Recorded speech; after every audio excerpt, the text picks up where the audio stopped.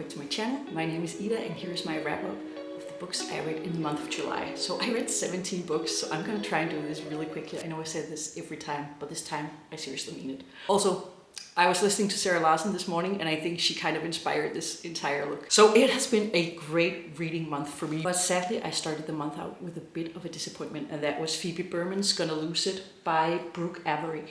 And I didn't know this author beforehand, but I know that she has a podcast, so a lot of people were really excited about this one. And I was really excited when I heard about the premise of the story. So Phoebe Berman is 29, she's turning 30 soon, and she's never slept with anyone, and she really wants to change this before she turns 30. So she comes up with this list of things that she wants to do before she turns 30. And what I did like about the book was that there were 3 different love interests, and I couldn't really tell which one of them she was gonna end up with. Luckily, she ended up with the one I was hoping for. But the thing I didn't really like about this book, sadly, was that both Phoebe and also her friend group just seemed very juvenile in the way they were talking about their love lives and in the way they were working towards Phoebe's goals. Like, there were just some things that didn't really add up to me. And I also have to say that Phoebe has social anxiety and also anxiety in general. So that kind of also plays into this part of her and why she hasn't had a boyfriend before. But I don't know, if for some reason, even as an anxious girl myself, I just didn't really see myself in Phoebe. And yeah, I feel like this would have worked better as a YA romance and not an adult romance, unfortunately. But I do love the cover. I'm glad I read it. But I think I gave this 2 stars, so not the greatest start to the month. But then I thought, okay, if I need to read a 5-star read and I need to make absolutely sure that this is a book I'm gonna love, then I'm gonna reread my favorite romance book. So I read Sarah Adams' Practice Makes Perfect for the 4th time. I think I've read this every single summer since it came out. And as you can see, I really love this one. Like, everything is highlighted in this book. It's just so near and dear to me. I actually got a tattoo the other day, and it was mildly inspired by this book, like mostly just me and my love for books. But I did get the initials of the 2 main characters from this book tattooed into one of the spines because I got a tattoo with like a lot of books. That's how much they mean to me. And even better was the fact that I was reading this book while I was getting tattooed, and right as I sat down in the chair, there is a chapter in this book where Annie, our main character, gets a tattoo, and that was at the exact same time that I was getting a tattoo, and I just felt like that was so meant to be. I loved it. But yeah, Annie and Will are the main characters. Annie is like very sweet and nice girl next door, and Will is a bodyguard, and they kind of have a crush on each other, but they're not really doing anything about it, and Will kind of helps out Annie become a better dater. So it's fake dating, but it's not in like the way you've probably seen it before. Like, there's just something so special about these characters. I could talk about them all the time. Like, sometimes I just want to sit and cry because I love them so much. What I really love about this one in particular is that there's just no miscommunication trope. They are so good at communicating with each other and so good at seeing each other, and it's just the best thing ever. I adore this book to pieces.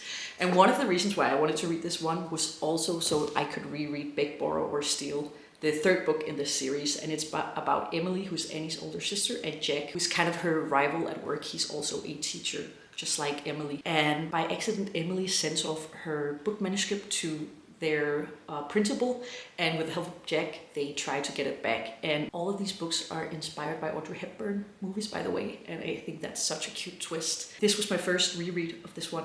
I adored it, maybe even more the 2nd time around, as you can see here. Also loved this one, and I actually ended up doing like a little book journaling at the end, like at the end page here. I was inspired by some people I've seen on Instagram doing this, and it was just a lot of fun.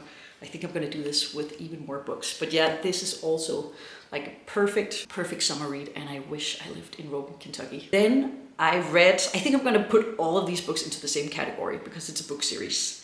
I almost read the entire The Mortal Instruments series. In total, it's 6 books. I read 5 of them. Some of them I don't have right now because I borrowed them from the library. I'm gonna have to read these out loud, otherwise I can't remember the titles, but I read City of Bones, City of Ashes, City of Glass, City of Fallen Angels, and City of Lost Souls. So these were like the main books from the Shadowhunter universe. So all of these books written by Cassandra Clare. And if you watch my reading blog, you know that I reread The Infernal Devices. And I've decided to read the books chronologically in order. So like after the publication dates, I believe. So right now I am on the last book in this series. And this series is about Clary, who becomes a shadow hunter. She doesn't know what that is before the books, but she learns like all about the Shadowhunter universe, and she learns that there are vampires and demons and all these kinds of people like walking around in New York where she lives. And she falls in love with a guy who, this is going to be so weird to talk about, because one of the reasons why I didn't really want to read this series is because the premise is just crazy. But in the first 3 books, her and this guy she has a crush on, they believe that they're siblings. And it's just weird. I don't want to say too much about that, actually. What I will say is I think the final 3 books in this series are more up my alley. I do love vampire books, and there's a lot more vampire action in the later 3. So I'm really enjoying that. So these are young adult fantasy books, but they're taking place in the real world, but with magical creatures. And it's a lot about found family and first love and friendship, everything you could wish for in a young adult fantasy book series. I totally understand why people were losing their minds when these books came out. I'm kind of sad that I didn't read them right when they were published, but I'm just really glad that I'm here for like the books that are coming out later this year. But yeah, they're like chunky books. I'm actually using the final book in the series as my camera holder right now because it's this thick, 700 pages. Let's go.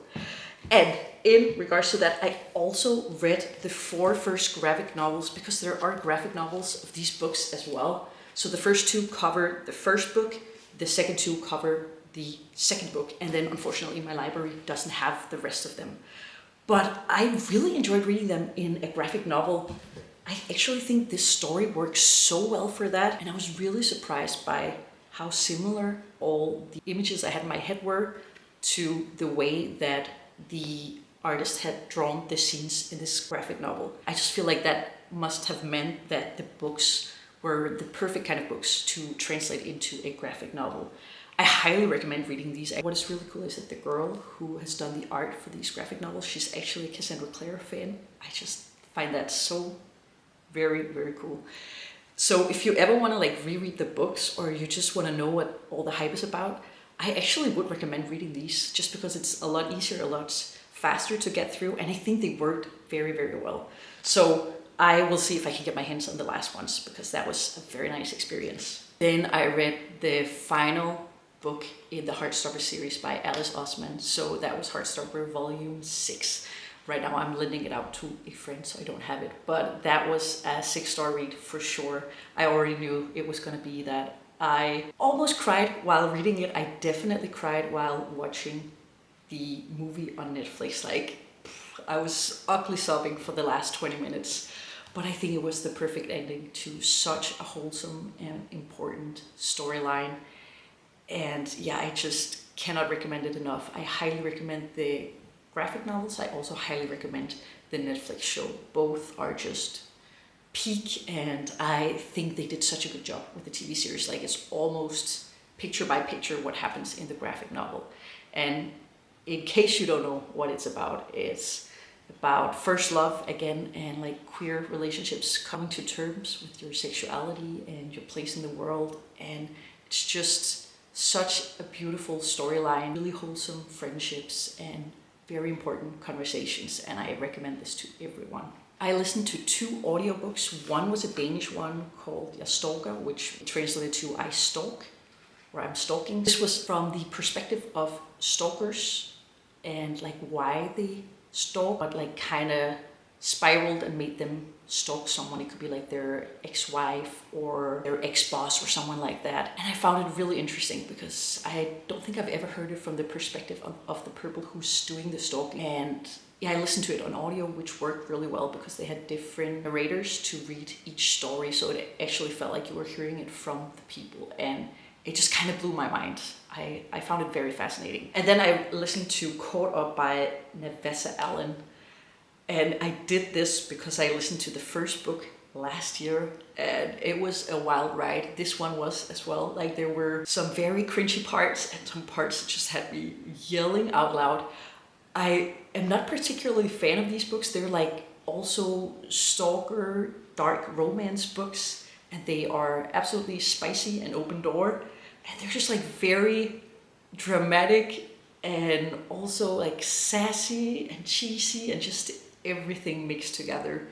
I don't think I really like the storylines, but I will say that I am super entertained while listening to them. If you're looking for something of a little bit of shock value maybe, and a lot of what the helly, then I recommend listening to these. I read Unbound by Peyton Corrine. I know this is the third book in this series. They're all called something like Unbound, Unloved, something like this.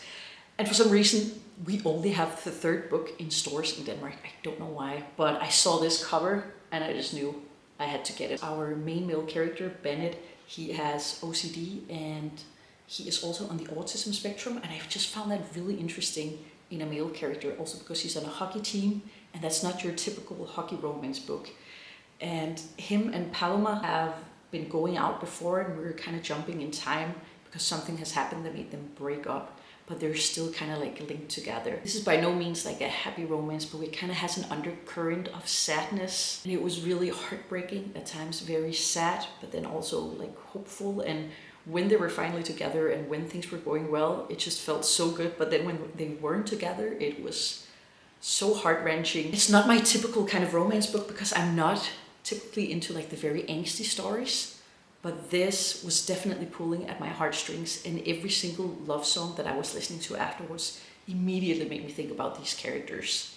There were just so many beautiful parts in this. I also annotated it because there were parts that I found very, very beautiful, and I am definitely curious about the rest of the books in this series. I know the fourth one is coming out in October, and I'm super interested in that one, but I will read all of them, I think. I gave this 4 stars, maybe 4.5. And then finally, I read Abby Jimenez's The Night We Met, and I've seen so many mixed feelings about this one online. Like, people either loved it or they hated it, and it's a little similar to her last book as well, where people were also very torn between what they felt about the book. I will say I like this one way more than her last one, which was Say You'll Remember Me. Kind of by coincidence, Larissa ends up dating Mike because he offers her a lift home from a concert, and Chris, who is his best friend, also offers a ride, but Larissa picks Mike and they end up dating after that.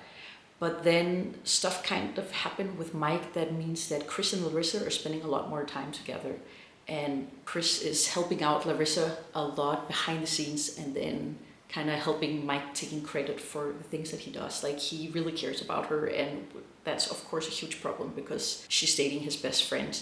And I know a lot of people didn't like it because of the emotional cheating. And I will say, normally I'm not a fan of like the cheating trope at all, but I really felt like in this one it was very different. I did not feel like it was emotional cheating. And as someone who also has food intolerances, like Larissa is like highly allergic to nuts, so I'm not comparing it in any way. But Chris is really aware of that, and he's taking really good care of her in regards to her food allergies. I have some food intolerances too, so I just found that really heartwarming because it's something that's always really stressful, figuring out where to eat and if you can eat certain things or you will get really sick.